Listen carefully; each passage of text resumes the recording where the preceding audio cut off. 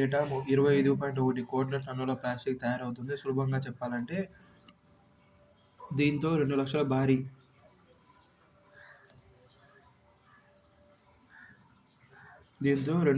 భారీ ఒలింపిక్ ఈత కొలనులు నింపొచ్చు.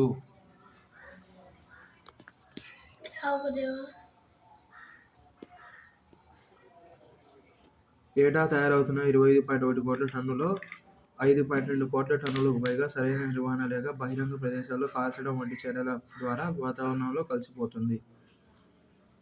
భారత్లో మనం ఏటా 58 లక్షల టన్నుల ప్లాస్టిక్ను కాలుస్తున్నాం. మరో 35 లక్షల టన్నుల ప్లాస్టిక్ను పర్యావరణంలోకి, భూమి, నీరు, గాలిలోకి వదులుతున్నాము.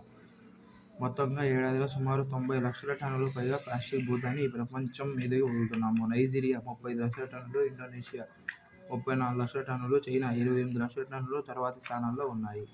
దేశీయంగా అటవీ విస్తీర్ణం ఎక్కువగా ఉన్న రాష్ట్రాలు: మధ్యప్రదేశ్ 77,493 లక్షల హెక్టార్లు, అరుణాచల్ ప్రదేశ్ 66,431 లక్షల హెక్టార్లు, ఛత్తీస్గఢ్ 55,717 లక్షల హెక్టార్లు.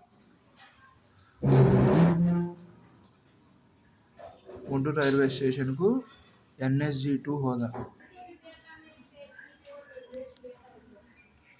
విదేశీ విద్యకు ఒక్కొక్కరిపై ఏటా అయ్యే సగటు వ్యయం 52.38 లక్షలు. 78% తమ పిల్లలకు విదేశీ విద్యను అందించడంపై ఆసక్తిగా ఉన్నవారు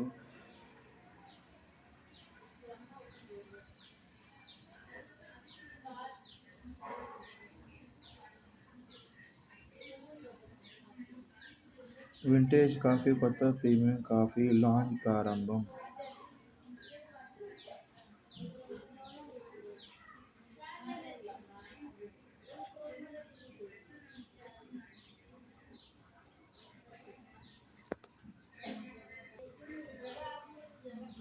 భారత star javelin thrower Neeraj Chopra diamond league ఫైనల్స్లో మరోసారి రెండో స్థానంతో సరిపెట్టుకున్నాడు. శనివారం జరిగిన పోటీలో అత్యుత్తమంగా 87.86 మీటర్ల దూరం ఈటెను విసిరిన నీరజ్ కేవలం 1 సెంటీమీటర్ తేడాతో అగ్రస్థానాన్ని కోల్పోయాడు.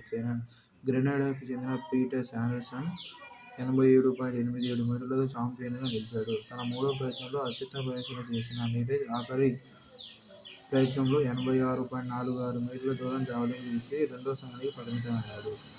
జూలియన్ వెబర్ జర్మనీ 85.97 మీటర్లతో మూడో స్థానంలో నిలిచాడు. నిరుడు జరిగిన డైమండ్ లీగ్ ఫైనల్స్లోనూ నీరజ్కు రెండో స్థానమే దక్కింది. పారిస్ ఒలింపిక్స్లోనూ రెండో స్థానంలో నిలిచి నీరజ్ రజతం గెలిచిన సంగతి తెలిసిందే.